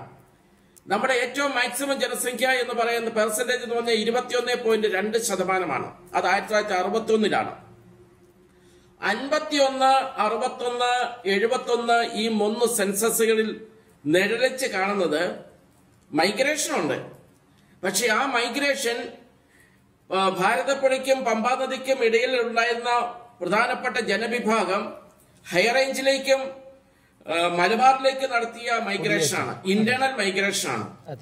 അത് നമ്മുടെ ജനസംഖ്യയെ ദൂഷ്യമായിട്ടൊന്നും ബാധിച്ചിട്ടില്ല. പക്ഷെങ്കിൽ തുടർന്നുള്ള അതെല്ലാം ഒരു അതിജീവന പോരാട്ടത്തിന്റെ ഭാഗമായിരുന്നു. ആ മൈഗ്രേഷൻ ജീവിക്കാൻ വേണ്ടിയുള്ള ഒരു മാറ്റമായിരുന്നു. സാമ്പത്തികമായിട്ടുള്ള നേട്ടവും അതിന്റെ പിന്നിൽ ഉണ്ടായിരുന്നു. കാരണം അതിജീവന പോരാട്ടം. പിന്നീടുള്ള കാലഘട്ടങ്ങളിൽ നമ്മുടെ മൈഗ്രേഷൻ വരുന്നത് 1980കളിലാണ് പ്രധാനമായിട്ടും. 75, 80 ആ കാലഘട്ടങ്ങളിൽ ആ മൈഗ്രേഷൻ പ്രധാനമായിട്ടും വന്നത് ഇന്ത്യയുടെ വിവിധ സംസ്ഥാനങ്ങളിലേക്കുള്ളതാണ്. ഇന്ത്യയുടെ വിവിധ സംസ്ഥാനങ്ങളിൽ പഠിക്കാനായിട്ട്, ജോലിക്ക് വേണ്ടി മറ്റ് വിദേശ രാജ്യങ്ങളിലേക്ക് കടക്കുന്നതിനുള്ള ഒരു വേദികൾ കണ്ടെത്തിക്കൊണ്ട് നമ്മുടെ കേരളത്തിൽ നിന്നുള്ള ക്രൈസ്തവർ നല്ലൊരു ശതമാനം മൈഗ്രേറ്റ് ചെയ്യപ്പെടുകയുണ്ടായി. കൃഷിക്ക് വേണ്ടി മൈഗ്രേറ്റ് ചെയ്യപ്പെട്ടിട്ടുണ്ട് നമ്മുടെ കർണാടകം, തമിഴ്നാട് എന്നീ സംസ്ഥാനങ്ങളുടെ ബോർഡർ പ്രദേശങ്ങളിലൊക്കെ. അതൊക്കെ വന്നു കഴിഞ്ഞപ്പോൾ സ്വാഭാവികമായിട്ടും കേരളത്തിലെ അവിടെ സെറ്റിൽ ചെയ്തവരെല്ലാം മാറുന്ന സമയത്ത് കേരളത്തിലെ ജനസംഖ്യയിൽ ഒരു ഡിക്രീസിംഗ് ട്രെൻഡ്, ഒരു കുറവിന്റെ ഭാഗം ആരംഭിക്കുന്നത് 1981 മുതലാണ് തുടർന്നിങ്ങോട്ട്. അത് 14 നിന്ന് 21.2 വന്നു. അതിനുശേഷം വന്നിരിക്കുന്ന ഡിക്രീസിംഗ് ട്രെൻഡിന്റെ ഒരു കാരണം. രണ്ടാമത്തെ കാര്യം, ഈ മൈഗ്രേഷൻ തുടർച്ചയാണ് 80-ഓടുകൂടി നമ്മുടെ മറ്റ് രാജ്യങ്ങളിലേക്ക് ജോലി ചെയ്യുള്ള ക്രൈസ്തവരുടെ മൈഗ്രേഷൻ ഉണ്ടായത്. ഇതെല്ലാം കേരളത്തിന്റെ ഒരു സാമ്പത്തിക പശ്ചാത്തലത്തിൽ നിന്ന് മാത്രം നമ്മൾ വിലയിരുത്തേണ്ട കാര്യമാണ്. ജോലി തേടിയുള്ള ആ മൈഗ്രേഷൻ സീറോ മലബാർ സഭ കമ്മ്യൂണിറ്റി മാത്രമല്ല, അതിനേക്കാൾ ഉപരിയായിട്ട് ജാക്കോബായ, അതോടൊപ്പം തന്നെ മാർത്തോമ, ഓർത്തഡോക്സ് വിഭാഗങ്ങളുടെ മൈഗ്രേഷൻ ഒരു വലിയ മൂവ്മെന്റ് ആയിട്ട് മറ്റ് രാജ്യങ്ങളിലേക്ക് ഉണ്ടായി. പ്രത്യേകിച്ച് കനാനായ വിഭാഗത്തിന് നല്ലൊരു ശതമാനം ആൾക്കാർ വിദേശ രാജ്യങ്ങളിലാണ്. അവര് പലരും അവിടെ സെറ്റിൽ ചെയ്തിരിക്കുകയാണ്. ഇതൊക്കെ വന്നത് നമ്മുടെ സാമ്പത്തികമായിട്ട് ഉയർത്തുന്നുള്ള അവസരമുണ്ടായി. ഞാൻ ഈ കൂട്ടത്തിൽ ചേർത്ത് പറയട്ടെ നിതിൻ, വാസ്തവത്തില് കേരളത്തിലെ ക്രൈസ്തവ സമൂഹം ഇന്ന് അത്താഴ പട്ടിണിയില്ലാതെ കാർഷിക മേഖലയിൽ മാത്രം ആശ്രയിച്ചു കഴിഞ്ഞ ഒരു സമൂഹത്തിന്റെ വീട്ടിൽ അത്താഴ പട്ടിണി ഇല്ലാതെ കഴിയുന്നുണ്ടെങ്കിൽ അതിന്റെ പ്രധാനപ്പെട്ട കാരണം നമ്മുടെ ഒരു തലമുറ മക്കൾ മറ്റ് സംസ്ഥാനങ്ങളിലേക്കും വിദേശങ്ങളിലേക്കും ജോലി തേടിപ്പോയി ആ ഒരു സാമ്പത്തിക നേട്ടം കൈവരിക്കാൻ കഴിഞ്ഞു എന്നുള്ളതാണ്. അതിന് പ്രത്യേകമായിട്ട് പരാമർശിക്കാതിരിക്കുന്ന നിവൃത്തിയില്ല. നഴ്സിംഗ് മേഖലയിലെ നമ്മുടെ പ്രിയപ്പെട്ട സഹോദരങ്ങള് വലിയ സേവനം നമ്മുടെ കമ്മ്യൂണിറ്റിക്ക് വേണ്ടി ഈ രീതിയിൽ ഈ മൈഗ്രേഷനിലൂടെ നിർവഹിച്ചിട്ടുണ്ട്. അത് ഞാൻ പരാമർശിച്ചത് മാത്രമേ ഉള്ളൂ. പിന്നെ ഇങ്ങോട്ട് തുടർന്നുള്ള വർഷങ്ങളിലേക്ക് കടക്കുമ്പോൾ 91, 2001 എന്നിങ്ങനെയുള്ള വർഷങ്ങളിലേക്ക് കടക്കുമ്പോഴാണ് നമ്മുടെ 21.2 എന്ന് പറയുന്ന ശതമാനത്തിൽ നിന്ന് പുറകോട്ട് നമ്മൾ വന്നിരിക്കുന്നത് എന്നുള്ളത് നമ്മൾ തിരിച്ചറിയണം. ഞാൻ ഈ കൂട്ടത്തില് കേരളത്തിന്റെ ഒരു പശ്ചാത്തലത്തിൽ കൂടെ പറയാം. കേരളത്തിന്റെ ജില്ലകൾ തിരിച്ചുള്ള കണക്കുകൾ കൂടിയുണ്ട്. കേരളത്തിന്റെ അതൊരു സൂചനയാണ് നമുക്ക് നൽകുന്നത്. കേരളത്തിലെ ജില്ലകൾ തിരിച്ചുള്ള കണക്കാകുമ്പോൾ തിരുവനന്തപുരം, എറണാകുളം, തൃശൂർ ഈ 3 ജില്ലകളിലാണ് ക്രൈസ്തവ പോപ്പുലേഷൻ കഴിഞ്ഞ 2010 സെൻസസിൽ ഉയർന്നു കണ്ടിരിക്കുന്നത്. അതായത് 2001-നും 2011-നും ഇടയ്ക്കുള്ള കാലഘട്ടത്തിൽ വന്നിരിക്കുന്ന ഇൻക്രീസ്. ആകെ ജനസംഖ്യയിൽ കേരളത്തില് ഈ കാലഘട്ടത്തിൽ ഉണ്ടായിരുന്ന വർധനവ് എന്ന് പറഞ്ഞു കഴിഞ്ഞാൽ ഏതാണ്ട് ക്രൈസ്തവരുടെ വർധനവ് ഏതാണ്ട് 80,000 മാത്രമേ ഉള്ളൂ, 80,000 മാത്രമേ ഉള്ളൂ. അതേസമയം മുസ്ലിംസിന്റെ വർധനവ് 10 ലക്ഷമാണ്. ഹൈന്ദവരുടെ വർധനവ് 3,99,000 ഈ 80,000 വർധനവ് ഉള്ളപ്പോഴ് ചില ജില്ലകളില്, അതായത് തൃശൂർ, തിരുവനന്തപുരം, എറണാകുളം, അവിടെ വലിയൊരു ഇൻക്രീസ് കാണുന്നുണ്ട് നമ്മുടെ സെൻസസില്. അതേസമയം ഡിക്രീസ് കാണുന്ന സ്ഥലങ്ങള് കൊല്ലം, പത്തനംതിട്ട, ആലപ്പുഴ, കോട്ടയം, ഇടുക്കി എന്നിവയാണ്. ഇതിന്റെ അർത്ഥം എന്താണ്? വയനാടും. ഇതിന്റെ അർത്ഥം എന്താണ്? നമ്മുടെ മലയോര മേഖലയിൽ നിന്ന് തന്നെ ആൾക്കാര് കുടിയിറങ്ങിക്കൊണ്ടിരിക്കുകയാണ് നഗരങ്ങളിലേക്ക് എന്നുള്ളതാണ്. രണ്ടാമത്തെ കാര്യം, മറ്റ് രാജ്യങ്ങളിലേക്ക്, മറ്റ് സംസ്ഥാനങ്ങളിലേക്ക് തിരിച്ചു വരുമ്പോഴേ അവര് ഈ നഗരങ്ങളിലേക്ക് തന്നെ മാറുന്നു എന്നുള്ളതുമാണ്. അല്ലാതെ ആ ജില്ലകളില് എന്തെങ്കിലും വലിയ വ്യത്യാസങ്ങൾ, പോപ്പുലേഷൻ വ്യത്യാസങ്ങൾ വന്നു എന്നുള്ളതല്ല. ഇതിന് നൽകുന്ന സൂചനകള് സാമ്പത്തികമായിട്ട് നമ്മെ വളർത്തുന്നതിലും ഉയർത്തുന്നതിലും ഇതെല്ലാം വലിയ ഘടകങ്ങളാണ്. അതൊരു പ്രധാനപ്പെട്ട ഘടകമാണ് ജനസംഖ്യ വർധനവിന്റെ അടിസ്ഥാനത്തിലും ഉള്ളത് എന്നുള്ളതാണ്. അത് നേരത്തെ ഞാൻ സൂചിപ്പിച്ചത് ഒന്നുകൂടി ആവർത്തിക്കട്ടെ. 1 ബൈ ബർത്ത്, ജനനം കൊണ്ട് തന്നെ ജനസംഖ്യ വർദ്ധിക്കാം. 2 ബൈ കൺവേർഷൻ, മതപരിവർത്തനത്തിലൂടെ വർദ്ധിപ്പിക്കാം. 3 മൈഗ്രേഷൻ. ഈ 3 രീതിയിലും. ഇനി വേറൊരു കാര്യം കൂടി എനിക്ക് സൂചിപ്പിക്കാനുള്ളത്, 1940, 30, ഈ 40, 50, 60 ഈ കാലഘട്ടങ്ങളിലാണ് നമ്മുടെ ഇൻക്രീസ്. വളരെ വ്യക്തമായിട്ട് പറയട്ടെ, ക്രൈസ്തവ മിഷൻ പ്രവർത്തനത്തിന്റെ ഏറ്റവും ഉജ്ജ്വലിച്ചു നിന്ന കാലഘട്ടങ്ങളാണിത്. മറ്റ് വിഭാഗങ്ങളിൽ നിന്ന് ക്രൈസ്തവരിലേക്ക് കൺവേർട്ട് ചെയ്യപ്പെട്ട ഇപ്പോഴും മിഷൻ പ്രവർത്തനം ഉണ്ടല്ലോ. അതാണ് നമ്മുടെ ചോദ്യം. അതിലേക്കാണ് ഞാൻ വരുന്നത്. ഒരു കാലഘട്ടത്തില് ക്രൈസ്തവരുടെ ജനസംഖ്യ ഉയർത്തി കാട്ടുന്നതിന് ബർത്തും കൺവേർഷനും പ്രധാനപ്പെട്ട ഘടകമാണെങ്കിൽ ഇന്നിപ്പോൾ വന്നിരിക്കുന്നത് നമ്മുടെ പ്രവർത്തനങ്ങൾ കൊണ്ട്, നമ്മുടെ ഓരോ രീതിയിലുള്ള പ്രസംഗങ്ങളും ആഘോഷങ്ങളും ഒക്കെ കൊണ്ട് നമ്മുടെ സമുദായത്തിലേക്ക് ബൈ ബർത്തിലൂടെയോ അല്ലെങ്കിൽ നമ്മളെ അന്വേഷിച്ച് കണ്ടെത്തിക്കൊണ്ടോ ആരും കടന്നു വരുന്നില്ല എന്നുള്ള ദയനീയ സ്ഥിതിയില്ലേ? നമ്മൾ ചിന്തിക്കേണ്ട കാര്യമാണ്. തീർച്ചയായും തിരിച്ചു വരാം. അഡ്വക്കേറ്റ് ജോസ് വിധേയത്തിൽ, ഇവിടെ വി സെബാസ്റ്റ്യൻ പറഞ്ഞതുപോലെ കേരള ക്രൈസ്തവ സമൂഹം ധാരാളം സംഭാവനകൾ കേരളത്തിൽ നൽകിയിട്ടുണ്ട്. വിദ്യാഭ്യാസ സ്ഥാപനങ്ങൾ, ആതുര ശുശ്രൂഷ രംഗത്ത്, സാമൂഹിക സാംസ്കാരിക മേഖലയിലൊക്കെ വലിയ സംഭാവനകൾ നൽകിയിട്ടുണ്ട്. എന്നാൽ മറുവശത്ത് ഇത്തരം ജനസംഖ്യയിൽ ഉണ്ടാകുന്ന ഈ കുറവൊന്നും സഭയുടെ കൺസേൺ ആയിട്ട് വരാതിരുന്നത്, അല്ലെങ്കിൽ അതിലേക്ക് നമുക്ക് ശ്രദ്ധ കൊടുക്കാൻ പറ്റാതെ പോയത്, അത് എന്തായിരിക്കും അതിന്റെ കാരണം? അത് സംഭവിച്ചു പോയതാണോ? ബഹുമാന്യ സെബാസ്റ്റ്യൻ സാറേ, ഷെവലിയർ സെബാസ്റ്റ്യൻ സാറിന്റെ മൈഗ്രേഷനെ കുറിച്ച് പറഞ്ഞപ്പോ എന്റെ മനസ്സിൽ പെട്ടെന്ന് തോന്നുന്ന ഒരു കാര്യമുണ്ട്. ഇപ്പോ ഏറ്റവും ലേറ്റസ്റ്റ് സിറ്റുവേഷൻ, കോവിഡിന്റെ പശ്ചാത്തലം, ഫ്ലഡിന്റെ പശ്ചാത്തലം, ഉരുൾപൊട്ടലിന്റെ പശ്ചാത്തലം, ഇനി അത് വിട്ട് പൊളിറ്റിക്സ് പറഞ്ഞു കഴിഞ്ഞാൽ പട്ടയത്തിന്റെ പ്രശ്നങ്ങളിലൊക്കെ ആയിട്ട് ഒരു റിവേഴ്സ് മൈഗ്രേഷൻ ഉണ്ടായിക്കൊണ്ടിരിക്കുക. സെബാസ്റ്റ്യൻ സൂചിപ്പിച്ചു, ഒരു റിവേഴ്സ് മൈഗ്രേഷൻ. നമ്മുടെ അന്യ സംസ്ഥാനങ്ങളിൽ നിന്നല്ല, നമ്മുടെ സംസ്ഥാനങ്ങളിൽ തന്നെ, നമ്മുടെ സംസ്ഥാനത്ത് തന്നെ മലയോര മേഖലയിൽ നിന്നൊക്കെ ആളുകൾ കൃഷി എന്ന് പറഞ്ഞാൽ ജീവിക്കാൻ ഉപാധി അല്ല എന്ന നിലയിലേക്ക് വന്നുകൊണ്ടിരിക്കുക. അപ്പൊ റിവേഴ്സ് മൈഗ്രേഷൻ നടക്കുന്നത്. ഞാൻ വിഷയത്തിലേ കിടക്കാം. ഞാൻ പറഞ്ഞ നമ്മുടെ സമൂഹം കേരളത്തിലെ അല്ലെങ്കിൽ ഇന്ത്യയിലെ, കേരളത്തിലെ എന്ന് പറയാം പറയപ്പെട്ടെങ്കിൽ, നമ്മുടെ ഇവിടുത്തെ സാമൂഹ്യ വ്യവസ്ഥയിൽ മാറ്റങ്ങൾ ഉണ്ടാക്കാൻ ഏറ്റവും കൂടുതൽ പണിയെടുത്തിട്ടുള്ള ആളുകളാണ് നമ്മുടെ സമുദായം. ഏറ്റവും കൂടുതൽ ഇപ്പൊ ഇതും പറഞ്ഞ പോലെ വിദ്യാഭ്യാസ രംഗവും അല്ലെങ്കിൽ അതൊക്കെ അങ്ങ് വിട്. നമ്മുടെ ജനങ്ങളുടെ അല്ലെങ്കിൽ നമ്മുടെ ആളുകളുടെ ഒരു മാനസിക വളർച്ച, അതാണ് വാസ്തവത്തിൽ എനിക്ക് തോന്നുന്നു നമ്മുടെ ആളുകൾക്ക് വിദ്യാഭ്യാസം കൊടുക്കാനൊക്കെ നമ്മൾ ഒരുപാട് ശ്രമിച്ചു. ആ വിദ്യാഭ്യാസത്തിന്റെ പേരിൽ ഉണ്ടായ സാംസ്കാരിക വളർച്ച, അതാണ് ഒരുപക്ഷെ എനിക്ക് എന്റെ മനസ്സിൽ തോന്നിയതാണ് കുട്ടികളുടെ എണ്ണമൊക്കെ കുറയാനുള്ള സാഹചര്യം. കാരണം നമുക്കറിയാം, നമ്മൾ ചിന്തിക്കും, നമ്മളൊരു കുഞ്ഞ് അല്ലെങ്കിൽ 2 കുഞ്ഞുങ്ങള്, ആ കുഞ്ഞുങ്ങളെ നമ്മുടെ മനസ്സിലുള്ള സങ്കല്പം, ബഹുമാന ജോസഫ് സാറിന് പോലെ IAS കാരനാവുക അല്ലെങ്കിൽ വലിയൊരു ഡോക്ടർ ആവുക, അങ്ങനെയൊക്കെയുള്ള ഒരു സങ്കല്പം നമ്മുടെ മനസ്സിലുണ്ട്. ഈ കുഞ്ഞുങ്ങളെ ഒരുപക്ഷെ അവരെ നമ്മൾ പഠിപ്പിക്കുന്നത്, കൊച്ചു കുഞ്ഞുങ്ങളെ ഒരു 3 വയസ്സ് മുതൽ കൊച്ചുങ്ങളിങ്ങനെ ശിക്ഷണമാണ്. നമുക്കറിയാം നമ്മുടെ ഒരു വിദ്യാഭ്യാസ ചെലവിലൊക്കെ വന്നിരിക്കുന്ന മാറ്റം അതൊന്നും നിസ്സാരമല്ല. നമ്മളിതൊക്കെ ഇങ്ങനെ ഉട്ടോപ്യനായിട്ട് പറഞ്ഞിട്ട് കാര്യം. 2 കുഞ്ഞുങ്ങളുള്ള ഒരു വീട്ടില് അവര് ഭാര്യയും ഭർത്താവും പണിയെടുത്താൽ പോലും ആ കുഞ്ഞുങ്ങളുടെ മെയിൻ്റെനൻസ് ഓഫ് എഡ്യൂക്കേഷൻ അത് സാധിക്കാത്തൊരവസ്ഥയാണ്. അപ്പോ ഇതൊക്കെ നമ്മുടെ സഭയിൽ തന്നെ ഒരുപക്ഷെ എനിക്ക് തോന്നുന്നു കാർഡിനൽ വർക്കി വിധേയത്തിൽ ജീവിച്ചിരിക്കുന്ന കാലത്ത് അദ്ദേഹം ഒരു ലേഖനം എഴുതി കുഞ്ഞുങ്ങളുടെ കൂടുതൽ ഉണ്ടാവേണ്ടത് ആവശ്യതയെക്കുറിച്ചും ഒക്കെ.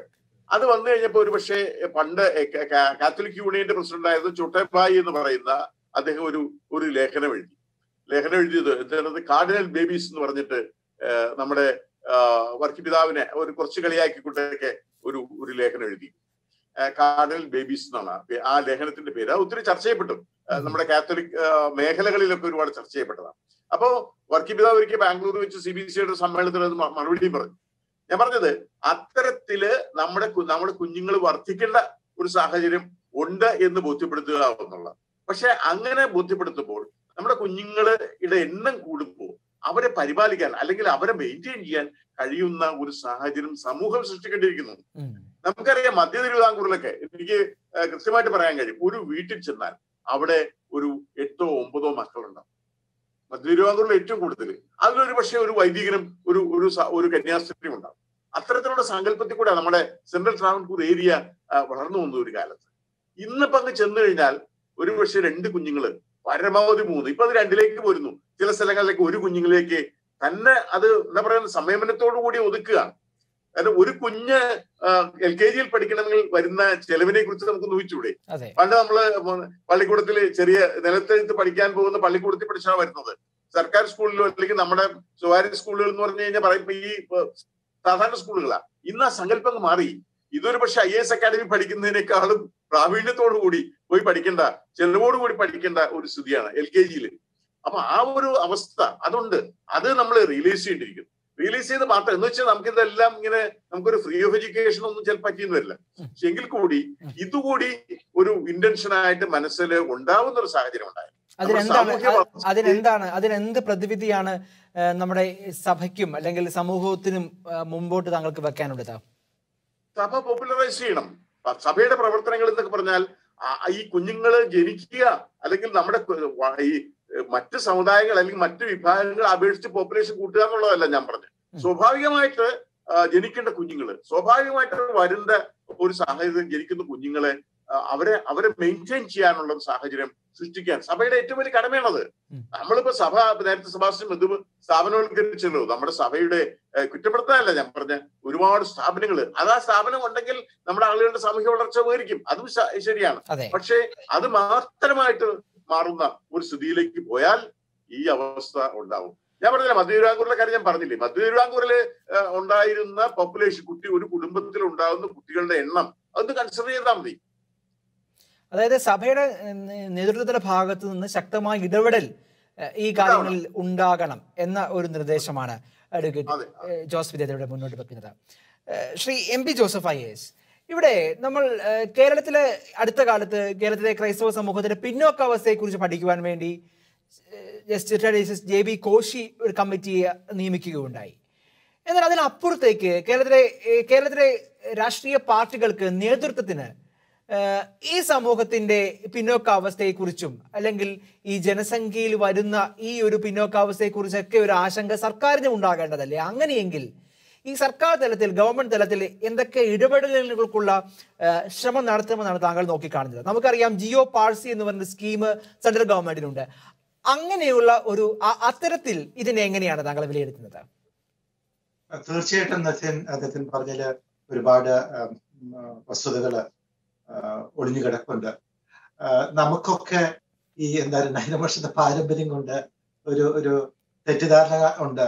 നമ്മളൊക്കെ വലിയ തറവാടികളാണെന്നും നമുക്കൊക്കെ സർക്കാരിൽ നിന്നൊരു സൗജന്യം വാങ്ങിച്ച് നമ്മുടെ സമുദായത്തിന് നൽകുന്നത് ഏതാണ്ട് കുറവാണ് എന്നുള്ളൊരു തെറ്റിദ്ധാരണ വർഷങ്ങളായിട്ട് നമ്മുടെയൊക്കെ തലയിലുണ്ട്. അതുകൊണ്ടാണ് നേരത്തെ ശ്രീ ഷെവലിയർ പറഞ്ഞപ്പോഴ് നമ്മുടെ ഇടയിലുള്ള ദാരിദ്ര്യത്തിനെ പറ്റി നമുക്ക് തന്നെ ഒരു കണക്കില്ല എന്നുള്ളത് എത്രയോ അതിന്റെ ഒരു ഉത്ഭവം ഇതാണ്. നമുക്കൊന്നും ഇതിന്റെ ആവശ്യമില്ല. നമ്മുടെ സമുദായം എന്താണ്? മിശയുടെ സമുദായമാണ്. നമ്മുടെ കുടുംബം മിശയുടെ കുടുംബമാണെന്നുള്ള ഒരു തെറ്റിദ്ധാരണയാണ്. ഒരു കാലത്ത് ആയിരിക്കാം. ഇന്ന് നമ്മുടെ ഇടയിൽ പാവപ്പെട്ടവർ ഒരുപാട് പേരുണ്ട് എന്നുള്ളൊരു വസ്തുതയാണ്. ഇത് സൊല്യൂഷൻസിനെ പറ്റി ചോദിച്ചു. 2-3 സൊല്യൂഷൻസ് എന്റെ മനസ്സിൽ വന്നത് ഞാനൊന്ന് പറഞ്ഞിട്ട് ഇത് എത്രമാത്രം പ്രായോഗികമാക്കും എന്നുള്ളത്. റിവേഴ്സ് മൈഗ്രേഷനെ പറ്റി ഇവിടെ പ്രതിപാദിച്ചു.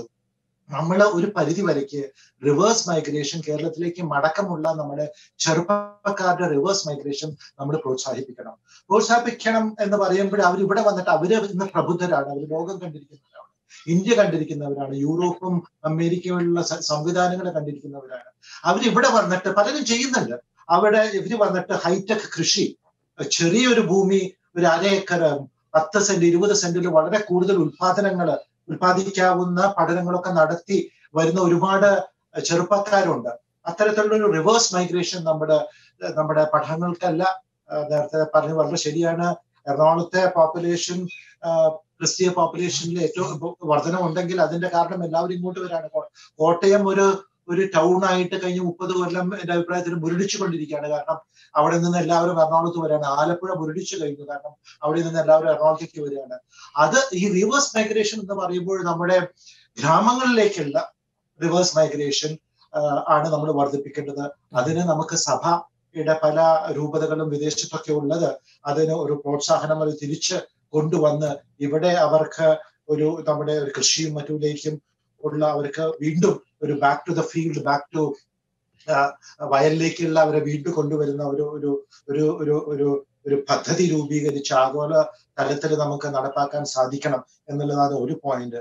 രണ്ടാമത്തെ ഒരു പോയിന്റ് ഞാൻ പറഞ്ഞോട്ടെ. ഇന്ന് കേരളത്തില് ഈ 18-20% നമുക്കുണ്ടെങ്കിൽ പോലും നമുക്ക് രാഷ്ട്രീയ രംഗത്ത് ഒരു വലിയ ഒരു എന്താ പറയാ, ഇംഗ്ലീഷ് പറയുകയാണെങ്കിൽ ഒരു വലിയ സേ ഇല്ല, ഒന്നും പറയാൻ സാധിക്കുന്നില്ല. കാരണം പാരമ്പര്യമായിട്ട് ക്രിസ്തീയ സമൂഹം നമ്മളെപ്പോഴും ഒരു വലതുപക്ഷ ചിന്താഗതിക്കാരാണ്. നമ്മള് തീർച്ചയായിട്ടും ഒരു സെൻട്രിസ്റ്റ് ചിന്താഗതിക്കാരാണ്.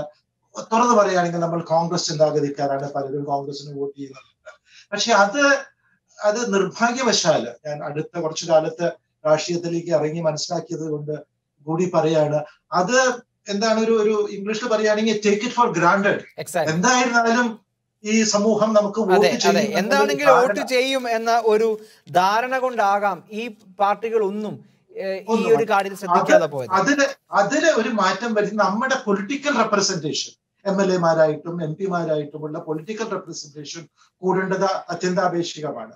അതുണ്ടെങ്കിൽ ഒരു IAS-കാരുടെ ഇടയിലും ഒരു ഭരണരംഗത്തും വേണം. പക്ഷെ അതിലൊക്കെ ഉപരിയായിട്ട് ഞാൻ പറയാം, ഇന്ന് അധികാരം കൂടുതലുള്ളത് തീർച്ചയായിട്ടും അങ്ങനെ വേണ്ടത് ഒരു ജനാധിപത്യത്തിന്. ഇലക്റ്റഡ് ആയിട്ടുള്ള ജനാധിപത്യ വേദികളിലാണ്, അല്ലെങ്കിൽ ജനാധിപത്യ പ്രതിനിധികൾക്കാണ് അധികാരം, അവരുടെ കയ്യിലാണ്. അവിടെ നമുക്ക് ഊന്നൽ നൽകാൻ സാധിക്കണം. അവിടെ രാഷ്ട്രീയ പാർട്ടികളായിട്ട് സംവാദം നടത്തിക്കൊണ്ട് ഇത് പോരാ, ഇതിലും കൂടുതൽ ഒരു അർഹതപ്പെട്ട ആ പെർസെന്റേജ് എങ്കിലും ക്രിസ്തീയ സമുദായത്തിന് നൽകണം എന്ന് അത് നമുക്ക് സാധിച്ചിട്ടില്ല. ഒരു വലിയ പരാജയമായിട്ടാണ് മൊത്തത്തില് ഞാനത് ഇപ്പൊ നമ്മുടെ ആത്മീയ വിഭാഗങ്ങളെയോ അല്ലെങ്കിൽ വൈദിക വിഭാഗങ്ങളെയോ ആരും കുറ്റപ്പെടുത്തി നമ്മുടെ ഒരു വീഴ്ചയാണ്. നേരത്തെ തറവാടിത്തം എന്ന് പറയുന്ന പോലെ തന്നെ നമുക്കും ആ രാഷ്ട്രീയത്തിൽ ഒരു തറവാടിത്തം ഉണ്ട്. നമ്മളൊക്കെ ഇങ്ങോട്ട് വന്ന് നമ്മള് ഇറങ്ങി നമ്മുടെ ഒരു ശക്തി പറയേണ്ട ഒരു ആവശ്യമാണ്. അത് നല്ല രീതിയിൽ കേട്ടോ, ഞാനൊരു എന്താ പറയുക, ഒരു കോൺഫ്രൺട്രേഷൻ വഴിക്കല്ല, ഒരു കൊളാബറേഷൻ ആയിട്ട് കൊണ്ട് നടത്തേണ്ട ഒരു മാർഗം കൂടിയാണ്. ഒരു കാര്യം കൂടി, ഒരു സൊല്യൂഷനും കൂടി ഞാൻ സൂചിപ്പിച്ചോട്ടെ. നേരത്തെ അഡ്വക്കേറ്റ് ജോസ് വിധേയത്തിൽ സൂചിപ്പിച്ചു, നമുക്ക് വലിയ എന്താ പറയുക 8-10 4-5 പിള്ളേരുള്ള കുടുംബങ്ങളിലൊക്കെ പലരും എന്നോട് വലിയ ദുഃഖത്തിൽ പറഞ്ഞിട്ടുണ്ട്, അവർക്ക് കുട്ടികളെ നല്ല സ്കൂളിലേക്ക് വിടാനുള്ള ബുദ്ധിമുട്ടുകള്, അവർക്ക് ഫീസ് കൊടുക്കാനുള്ള ബുദ്ധിമുട്ടുകൾ, അത് കഴിഞ്ഞാല് സ്കോളർഷിപ്പ് ഒന്നും കിട്ടുന്നില്ല. ഇത് നമ്മുടെ സഭ ഇതെല്ലാം ചെയ്തു തരണമെന്ന് പറഞ്ഞാൽ അത് നടക്കില്ല. രൂപതയ്ക്കും ഇടവകയ്ക്കൊന്നും അതിനുള്ള ധനശേഷി ഇല്ല. അത് അവർ ചെയ്യാൻ പറ്റുന്നതൊക്കെ ചെയ്യുന്നുണ്ട് എന്നുള്ളൊരു വിശ്വാസക്കാരനാണ് ഞാൻ.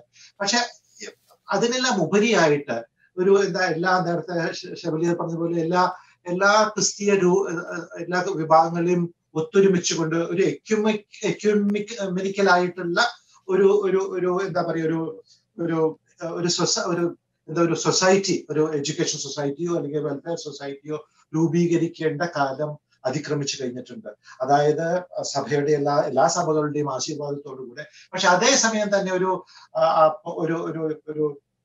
ട്രസ്റ്റ്, വലിയ സാമ്പത്തിക ശേഷി ഇല്ലാത്തവർ ഒരുപാട് പേര് നമ്മുടെ ഇടയിലുണ്ട്. അവർക്ക് വേണ്ടി, അവരുടെ കുഞ്ഞുങ്ങൾക്ക് വേണ്ടി, അവർക്ക് 4-5 കുട്ടികൾ ഉണ്ടെങ്കിൽ പിന്നെ അവർക്ക് പഠിപ്പിക്കാൻ സാധിക്കില്ല. അവർക്ക് ഒരു പരിധി വിട്ട് അവർക്ക് മറ്റുള്ള രീതികളിൽ ഫീസും ട്യൂഷനും ഒന്നും നൽകാൻ സാധിക്കില്ല. അവരെ സഹായിക്കാൻ വേണ്ടിയിട്ട് ഇത്തരത്തിലുള്ള ഒരു ട്രസ്റ്റ് രൂപീകരിക്കണം. ഈ ട്രസ്റ്റിന്റെ പണം വളരെ ഭംഗിയായിട്ട് എളുപ്പത്തിൽ നമുക്ക് ഇത്രയും വലിയൊരു ഡയസ്പോര ലോകത്ത് എല്ലാവർക്കും കെടുക്കുമ്പോൾ അവരോടൊക്കെ ബോധിപ്പിച്ചാൽ ഇഷ്ടംപോലെ പണം അതിനകത്തേക്ക് വന്നു ചേരും. അത് നല്ല ഭംഗിയില് നമുക്ക് കുട്ടികളെ, നമ്മുടെ ക്രിസ്തീയ കുടുംബങ്ങളിലെ കുഞ്ഞുങ്ങളെ പഠിപ്പിക്കുന്നതിനും ഉപരിപഠനത്തിനും അത് സ്കോളർഷിപ്പുകളും മറ്റുമായിട്ട് നൽകാൻ സാധിക്കും. ഇതിനകത്ത് കുറച്ച് കഴിയുമ്പോൾ ഇങ്ങനത്തെ ഒരു സ്ഥാപനം സെൽഫ് സസ്റ്റൈനിങ് ആയി തീരും, സ്വയമേ അതിന് വളരാൻ സാധിക്കും. പക്ഷെ ഇന്ന് 10-12 വയസ്സായ ഒരു കുഞ്ഞിനെ പഠിപ്പിച്ചൊരു 10 കൊല്ലം കഴിഞ്ഞൊരു ഡോക്ടറോ എഞ്ചിനീയറോ ഒക്കെ ആയാല് അത് ആ കുഞ്ഞിനോട് ആ കുട്ടി ഡോക്ടറായതിനു ശേഷം വരുമാനം കിട്ടുമ്പോൾ ഈ എടുത്ത പണം നിർബന്ധമായിട്ട് അല്ലെങ്കിലും അതിലും കൂടുതലോ കുറവോ ഒക്കെ സാധിക്കുന്നത് ഈ ട്രസ്റ്റിലേക്ക് വീണ്ടും നൽകിക്കൊണ്ട് ഒരു സെൽഫ് സസ്റ്റൈനിങ് ആയിട്ടുള്ള ഒരു ഫണ്ടിങ് പ്രോസസ് 5-10-15 വർഷം കഴിഞ്ഞാൽ ചെയ്യാൻ സാധിക്കും. അതുവരേക്ക് തീർച്ചയായിട്ടും വളരെ വളരെ പ്രൊമിസിംഗ് ആയിട്ടുള്ള, വളരെ പ്രതീക്ഷ നൽകുന്ന, വളരെ ക്രിയേറ്റീവായ ഒരു സജഷനാണ് ശ്രീ MP ജോസഫ് IAS ഇവിടെ മുന്നോട്ട് വെച്ചത്. ചർച്ചയുടെ ഏറ്റവും അവസാന ഘട്ടത്തിലേക്ക് നമ്മൾ കടക്കുന്നു. അഡ്വക്കേറ്റ് ഷെവലിയർ VC സെബാസ്റ്റ്യൻ, ഇവിടെ ശ്രീ MP ജോസഫ് IASും ശ്രീ അഡ്വക്കേറ്റ് ജോസ് വിധേയത്തിലും കുറെ നിർദ്ദേശങ്ങൾ മുന്നോട്ട് വെച്ചു.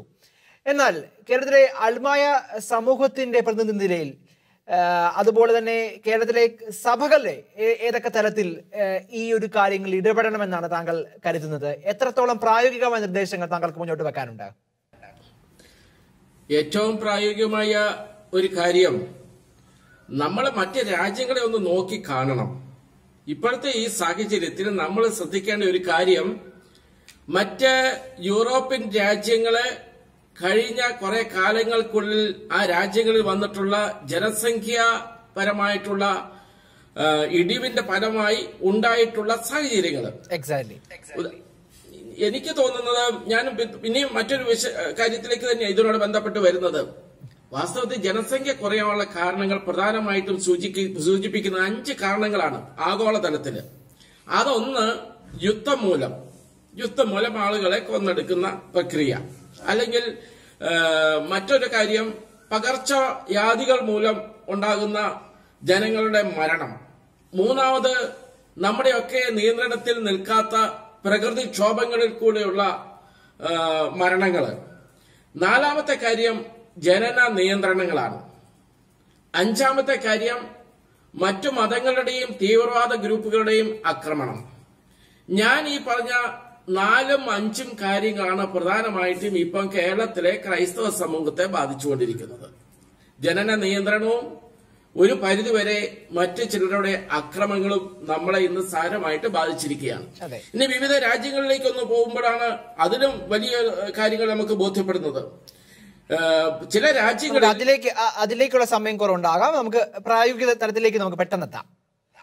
ഓക്കെ, എങ്ങനെ ഇക്കാര്യം ഒന്ന് ജസ്റ്റ് ഒന്ന് പറയുന്നു. അതായത് നമ്മുടെ മറ്റ് രാജ്യങ്ങളിലെ ആ തകർച്ചയുടെ പാഠങ്ങൾ ഉൾക്കൊണ്ടുകൊണ്ട് വേണം നമ്മൾ മുന്നോട്ട് നീങ്ങാൻ വേണ്ടി. അവിടെ വൃദ്ധരുടെ എണ്ണം കൂടിയിരിക്കുകയാണ്, യുവാക്കളുടെ എണ്ണം കുറഞ്ഞിരിക്കുകയാണ്. അവസാനം വൃദ്ധരെ നോക്കാൻ ആളില്ലാതെ വന്നിരിക്കുന്നു. പ്രത്യേകിച്ച് UK പോലുള്ള രാജ്യത്തേക്ക് ചിന്തിക്കുക, ആ അവസ്ഥയിലേക്കാണ് നമ്മൾ വന്നുകൊണ്ടിരിക്കുന്നത്. വൃദ്ധരുടെ എണ്ണം കൂടുകയും യുവാക്കളുടെ എണ്ണം കുറയുകയും ചെയ്തപ്പോഴാണ് നമ്മുടെ നാട്ടിൽ നിന്നുള്ള പ്രിയപ്പെട്ടവർക്ക് മൈഗ്രേഷനുള്ള അവസരവും ആ രാജ്യത്തിലേക്ക് ഉണ്ടായത്. ആ അവസ്ഥ നമ്മുടെ കേരളത്തിലേക്ക് ഇപ്പൊ വന്നുകൊണ്ടിരിക്കുകയാണ്. നമ്മള് ഒരു രീതിയിലുള്ള മറ്റൊരു രീതിയിൽ അതിഥി തൊഴിലാളികൾ എന്നൊക്കെ പറഞ്ഞ് ഒരുപറ്റം ആളുകൾ നമ്മുടെ ഗ്രാമങ്ങളിലേക്ക് വന്നുകൊണ്ടിരിക്കുന്നത് കാണുന്നില്ല ഇപ്പോഴും. എന്താണ് ബേസിക്കലി നമ്മുടെ ഒരു മൈഗ്രേഷൻ മറ്റു രാജ്യങ്ങളിലേക്ക് പോയി, ഇവിടുത്തെ അടുത്ത തലമുറയുടെ എണ്ണം കുറഞ്ഞു, പകരം ഇവിടെ ജോലി ചെയ്യുവാൻ ആളില്ലാതെ വന്നിരിക്കുന്നു. അത് എല്ലാ മതവിഭാഗങ്ങളിലും അത് ബാധിച്ചിട്ടുണ്ട് ഒരു പരിധിവരെ. പ്രത്യേകിച്ച് ഹൈന്ദവ ക്രൈസ്തവ വിഭാഗങ്ങൾ അത് ബാധിച്ചിട്ടുണ്ട്. അങ്ങനെയുള്ളൊരു വിഭാഗം ഇവിടെ വന്നിരിക്കുന്നു. ഈ വിഭാഗത്തിലെ ഭൂരിപക്ഷം ആളുകളും ഒരു മതവിഭാഗത്തിൽപ്പെട്ടവർ തന്നെയാണ്. അതിന്റെ അർത്ഥം വരാൻ പോകുന്ന കാലത്ത് കേരളത്തിൽ വരാൻ പോകുന്ന ഏറ്റവും വലിയ ജനസംഖ്യാ മാറ്റം എന്ന് പറയുന്നത് ബൈ ബർത്തിലൂടെയോ ബൈ കൺവേർഷനിലൂടെയോ അല്ലാതെ കേരളത്തിലേക്ക് നടത്തിപ്പെടുന്ന ഒരു മൈഗ്രേഷനിൽ സെറ്റിൽ ചെയ്യപ്പെടുന്ന ഒരു മതവിഭാഗത്തിന്റെ ജനസംഖ്യ ക്രമാതീതമായിട്ട് കൂടുകയും അവരുടെ സ്വാധീന മേഖലയായിട്ട് കേരളം മാറുകയും ചെയ്യുന്ന സാഹചര്യവും നമ്മൾ നോക്കിക്കാണണം. നമ്മുടെ ഇപ്പോഴത്തെ ഒരു അവസ്ഥയിൽ നേരത്തെ സൂചിപ്പിച്ചതുപോലെ സ്ഥാപനങ്ങൾ വളർന്നു, ധ്യാന കേന്ദ്രങ്ങൾ വളർന്നു, സഭ വളർന്നിട്ടുണ്ടോ? നമ്മുടെ കുടുംബങ്ങൾ വളർന്നിട്ടുണ്ടോ? അവിടെയാണ് നമ്മുടെ ചോദ്യചിഹ്നം. 1950കളിൽ നമ്മളുടെ ജനസംഖ്യ വളർന്നു എന്ന് പറയുമ്പോഴേ അത് വലിയ ശുശ്രൂഷകളായിട്ട് കർത്താവിനെ മറ്റുള്ളവർക്ക് കാണിച്ചു കൊടുക്കുന്ന, അത് കണ്ട് സഭയിലേക്ക് കടന്നു വരുന്ന ഒരു ജനസമൂഹം ഉണ്ടായിരുന്നു. നമ്മുടെ പൊതുവേദികളിലും നമ്മുടെ സ്ഥാപനങ്ങളിലൂടെയും നമ്മുടെ ശുശ്രൂഷകളിലൂടെയും യേശുവിനെ മറ്റുള്ളവർക്ക് കാണിച്ചു കൊടുക്കുവാൻ നമുക്ക് സാധിക്കുന്നുണ്ടോ എന്ന് ഇനിയെങ്കിലും നമ്മൾ വിലയിരുത്തേണ്ടിയിരിക്കുന്നു. നേരത്തെ സൂചിപ്പിച്ചതുപോലെ സാമ്പത്തിക ഭദ്രതയില്ലായ്മയാണ് ഒരു പരിധി വരെ നമ്മുടെ കുടുംബങ്ങളുടെ ജനസംഖ്യ നിയന്ത്രണത്തിലുള്ള പ്രധാനപ്പെട്ട കാര്യം. ഒരു സോഷ്യൽ ചേഞ്ചാണ് വന്നിരിക്കുന്നത് നമ്മുടെ നാട്ടിൽ. 50കളിലും 60കളിലും 70കളിലും ഉണ്ടായിരുന്ന സാമൂഹ്യ വ്യവസ്ഥയിൽ നിന്ന് ടോട്ടൽ ചേഞ്ചാണ് വന്നിരിക്കുന്നത്. ഒരു കുടുംബത്തിൽ തന്നെ ജോസഫ് സാർ സൂചിപ്പിച്ചതുപോലെ ഒരു കുടുംബത്തിൽ തന്നെ ഭാര്യയും ഭർത്താവും കൂടെ ജോലി ചെയ്യാതെ നിവൃത്തിയില്ലാത്ത സാഹചര്യമുണ്ട്. അതിനിടയിലാണ് കുഞ്ഞുങ്ങളെ വളർത്തുകയും ചെയ്യേണ്ടത്. ആ ഒരു പ്രശ്നം പരിഹരിക്കുവാൻ മറ്റു മതങ്ങൾക്ക്, മുസ്ലിം സമുദായത്തിനൊന്നും അതില്ലല്ലോ എന്ന് പറയുന്നുണ്ട്. ശരിയായിരിക്കാം. പക്ഷേ ഈ പ്രശ്നം വളരെ ഗൗരവമായിട്ട് നമ്മുടെ സഭാ സമൂഹത്തിൽ ഉണ്ട് എന്നുള്ളതും നമ്മൾ കാണേണ്ട കാര്യമാണ്. വിശ്വാസികളെ ഏത് രീതിയിലെങ്കിലും സംരക്ഷിക്കാനുള്ള പദ്ധതികൾ നമുക്കുണ്ടാകണം. വിശ്വാസികൾക്ക് അതനുസരിച്ചുള്ള ഒരു കോൺഫിഡൻസ് ഡെവലപ്പ് ചെയ്ത് കൊടുക്കുവാൻ നമ്മുടെ സംവിധാനങ്ങൾക്ക് സാധിച്ചാൽ മാത്രമേ ഉള്ളൂ ഇനിയുള്ള കാലത്ത് നമ്മുടെ സഭയിൽ നിലനിൽപ്പ് ഉണ്ടാകുകയുള്ളൂ. ജോസഫ് സാർ സൂചിപ്പിച്ചുള്ള നമുക്കൊരു സ്നേഹവും ഐക്യവും ഊട്ടി ഉറപ്പിക്കാതെ നിവൃത്തിയില്ല. പരസ്പരം പോരടിക്കുന്ന ഒരു സമൂഹത്തിലേക്ക് ആരെങ്കിലും കടന്നു വരുമെന്ന് കരുതുന്നുണ്ടോ?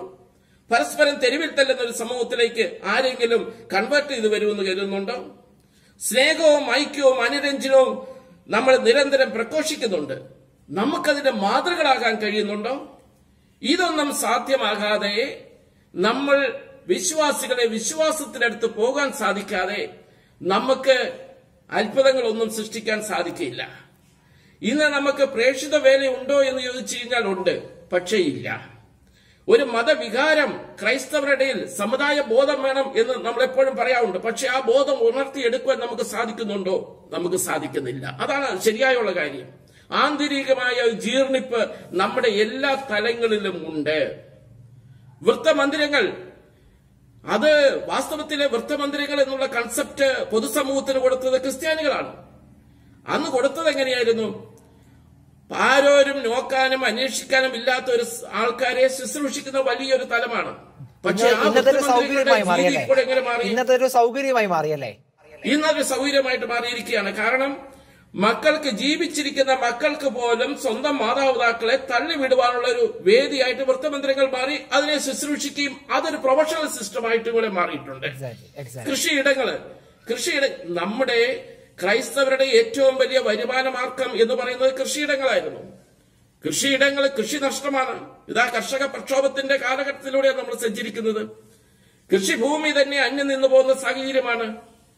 അതോടൊപ്പം തന്നെ ഒട്ടേറെ കാർഷിക വിഷയങ്ങൾ നമ്മൾ അഭിമുഖീകരിച്ചുകൊണ്ടിരിക്കുകയാണ്. ആരുണ്ട് സംരക്ഷിക്കാൻ? അതായത് ഇതിനൊരു പ്രതിവിധി നിലയിൽ സഭയും സമൂഹവും അൽമായ സംഘടനകളും എല്ലാ നേതൃത്വവും ഒറ്റക്കെട്ടായി മുന്നോട്ട് വരണം എന്ന് തന്നെയാണല്ലേ അങ്ങ് നിർദ്ദേശിക്കുന്നത്? വരിക മാത്രമല്ല നിതിൻ, വേണ്ടത് പണ്ടെന്നോ ഞാൻ ഈ ചാനലിൽ തന്നെ സൂചിപ്പിച്ചു, നമുക്ക് ഒരുമയും സ്വരുമയും ഉണ്ടാകണം. നമ്മൾ സ്നേഹവും ഐക്യവും അനുരഞ്ജനവും പ്രഘോഷിച്ചതുകൊണ്ട് കാര്യമില്ല. അത് നമ്മുടെ ഇടയിൽ തന്നെ ഉണ്ടാകണം. എത്രയോ ക്രൈസ്തവ വിഭാഗങ്ങളാണ് നമുക്കിടെ. ആകെപ്പാടെ 18% ഉള്ളൂ. ഇന്ത്യയിലാണ് 2.3%. ഇത്രയും പേർക്ക് പോലും ഒരുമിച്ച് നിൽക്കാൻ സാധിക്കാത്ത ദയനീയമായ അവസ്ഥയാണ്. അതിന് ഉത്തരവാദി വിശ്വാസികളാണോ? അതിന് ഉത്തരവാദി അൽമയരാണോ? ചിന്തിക്കേണ്ട കാര്യമാണ്.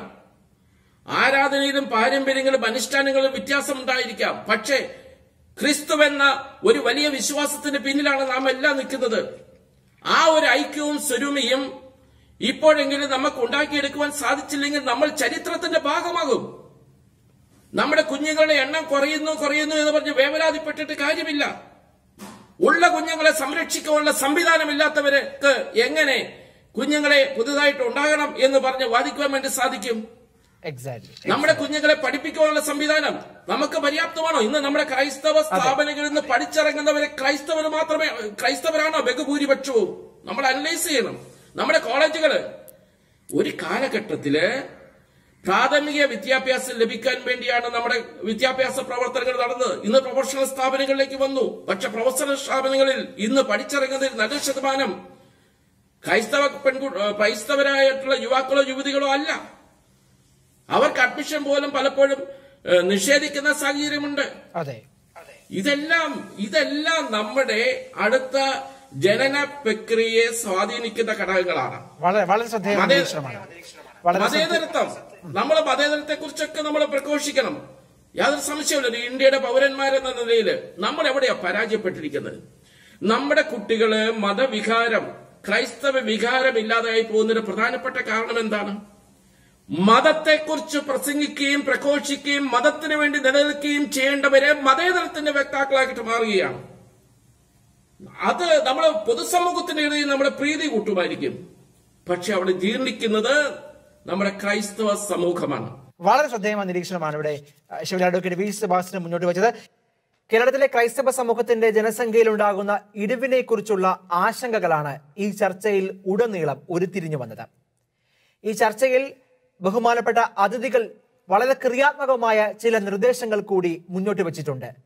അത് കേരളത്തിലെ ക്രൈസ്തവ സഭയിലെ അധികാരികൾ, പൊതുസമൂഹം, അൽമായ കമ്മീഷൻ, അൽമായ സംഘടനകളൊക്കെ ഒത്തൊരുമയോടുകൂടി ഇടപെടേണ്ടത് ഈ കാലഘട്ടത്തിന്റെ ആവശ്യമാണ്. ഈ ചർച്ചയിൽ ഏറെ സജീവമായി പങ്കെടുത്ത ശ്രീ MB ജോസഫ് മേനച്ചേരി IAS-നും ഷെവലിയർ അഡ്വക്കേറ്റ് VC സെബാസ്റ്റ്യനും അഡ്വക്കേറ്റ് ജോസ് വിധേയത്തിലിനും നന്ദി.